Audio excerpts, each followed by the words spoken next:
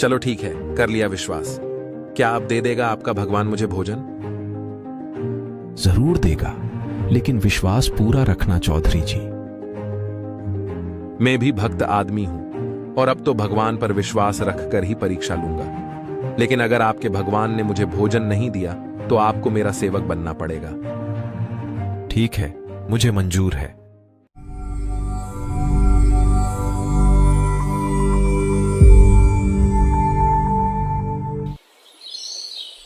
एक नगर में एक मलूक अरोड़ा नाम का धनवान किसान रहता था। मलूक अरोड़ा गांव का चौधरी था, यानी गांव में एक सरपंच की तरह गांव का मुखिया था। मलूक जी के गांव में कबीर साहिब जी सत्संग करने आए हुए थे। कबीर साहिब जी जिस भी भक्त के घर सत्संग करने जाते तो भक्त लोग अपने गुरुजी की सेवा में खीर तथा हलवा बनाते थे। गांव में अपने आप को बुद्धिमान समझने वाले कबीर साहब के भक्तों का अपमान करते थे। उन्होंने जाकर मलूक राम जी को बताया, गांव में एक संत के नाम पर ठग आया हुआ है जो लोगों को मूर्ख बनाकर रोज खीर हलवे के प्रसाद बनवाकर खा रहा है। अच्छा ठीक है, मैं देखता हूं उसे। मलूक राम जी धन्नादास भक्त के घर गए। अरे भाई, आज क्या चल रहा है आपके घर? चौधरी जी, हमारे घर आज सत्संग है और खीर हलवे का प्रसाद बन रहा है। आप भी आइएगा सत्संग में। अच्छा, कहाँ हैं आपके गुरुजी? यही है हमारे गुरुदेव। अरे भाई, कौन हो आप और क्यों इन मासूम लोगों को ठग रहे हो? आप कुछ काम धंधा करके क्यों नहीं खाते? चौधरी जी, हमें तो हमारा भगवान बिना कुछ किए ही देता है। कबीर साहब के जवाब पर मलूक राम जी को कोई जवाब नहीं मिला और सोचा इस संत महात्माओं से ज्यादा कसना नहीं चाहिए। अच्छा, तो ये भगवान बिना कुछ किए मुझे क्यों नहीं देता? भाई, आपको भगवान पर विश्वास नहीं है। विश्वास करके देखो। चलो ठीक है, कर लिया विश्वास। क्या अब दे देगा आपका भगवान मुझे भोजन? जरूर देगा, लेकिन विश्वास पूरा रखना चौधरी जी। मैं भी भक्त आदमी हूं और अब तो भगवान पर विश्वास रखकर ही परीक्षा लूंगा। लेकिन अगर आपके भगवान ने मुझे भोजन नहीं दिया तो आपको मेरा सेवक बनना पड़ेगा। ठीक है, मुझे मंजूर है। लेकिन अगर आपको भगवान ने भोजन खिला दिया तो क्या करना? तो मैं आपका चेला बन जाऊंगा।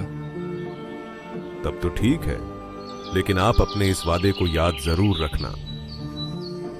ऐसा कहकर मलूक राम जी अपने खाली हाथों अपने खेतों से बिल्कुल विपरीत दिशा में चले गए। काफी दूर जंगल में जाकर एक पेड़ पर चढ़कर बैठ गए।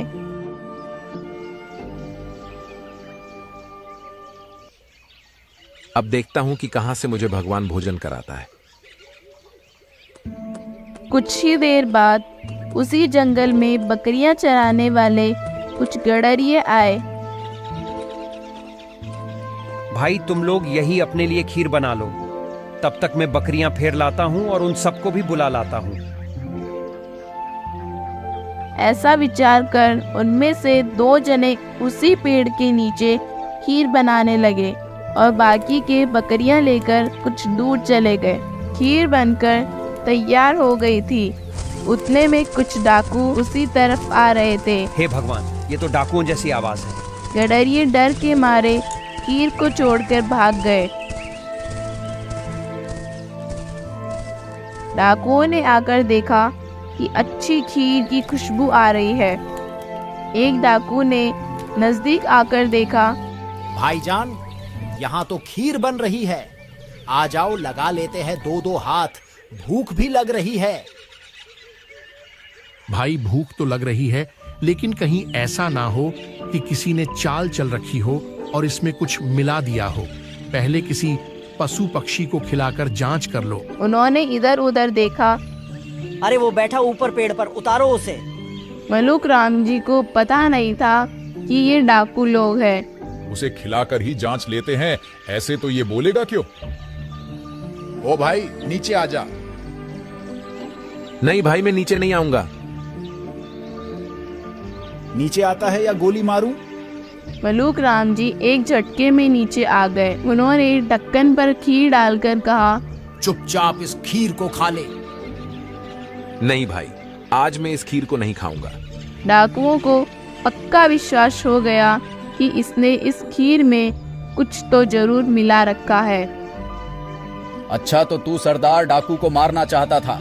बेटे, तुझे अब मरना तो है, या तो इस खीर को खाकर मर ले या मेरी गोली से मरेगा। भाई, इसमें कुछ नहीं मिला रखा। तो तू खा क्यों नहीं रहा? इसे खा ले वरना गोली मार दूंगा।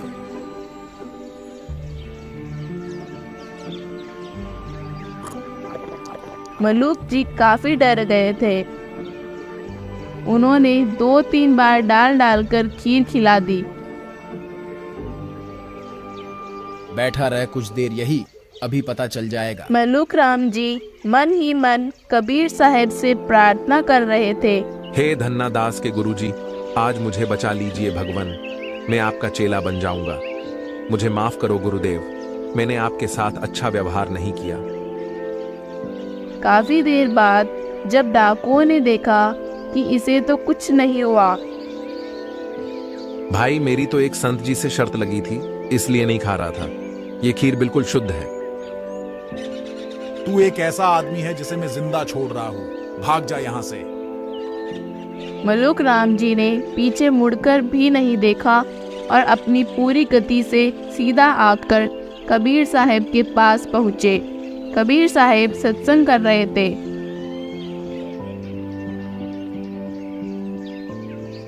क्यों चौधरी साहब, भगवान ने आपकी सेवा की कि नहीं? क्षमा कीजिए गुरुदेव, आपकी लीला आप ही जाने। आपका भगवान तो मार मार खीर खिलाता है और आप ही की रजा से आज मैं बच पाया हूं। ये सब खेल हमारे किए, हमसे मिले सो निश्चय जिए। मैं तुम्हारे लिए ही आया हूं बेटा। नाम दीक्षा लो और अपना जीवन सफल करो। मलूक राम जी कबीर साहब जी के चरणों में गिर गए। ये अनमोल ज्ञान जगत गुरु तत्वदर्शी संत रामपाल जी महाराज के सत्संगों का अंश मात्र है। संपूर्ण आध्यात्मिक ज्ञान के लिए सुनिए संत रामपाल जी महाराज के मंगल प्रवचन। आप संत रामपाल जी महाराज जी के मंगल प्रवचन संत रामपाल जी महाराज एप्लीकेशन पर भी सुन सकते हैं तथा उनके द्वारा लिखी पुस्तकें भी डाउनलोड कर सकते हैं।